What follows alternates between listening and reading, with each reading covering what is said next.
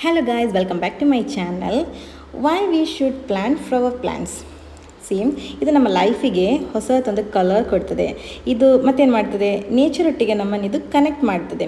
So what's the benefits ಏನು ಅಂತ ಹೇಳಿದರೆ, ಇದು ನಮ್ಮ ಸ್ಟ್ರೆಸ್ ಮತ್ತು ಆ್ಯನ್ಸೈಟಿಯನ್ನು ರಿಡ್ಯೂಸ್ ಮಾಡ್ತದೆ, ನಮ್ಮ ಮೂಡ್ ನ್ಯಾಚುರಲಿ ಇಂಪ್ರೂವ್ಸ್ ಆಗ್ತದೆ.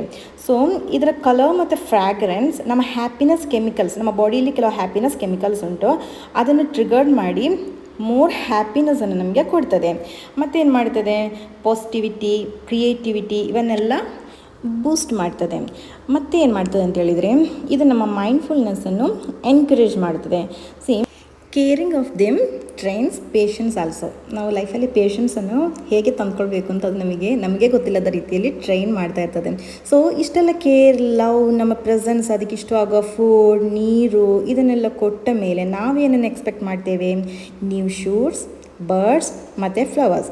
ಸೊ ಏನೋ ಒಂಥರ ಇದೆಲ್ಲ ಅದು ನಮಗೆ ಕೊಡುವಾಗ ಏನೋ ಒಂಥರ ಸ್ಯಾಟಿಸ್ಫ್ಯಾಕ್ಷನ್ ನಮಗೆ ಸಿಗ್ತದೆ ಅಲ್ವಾ.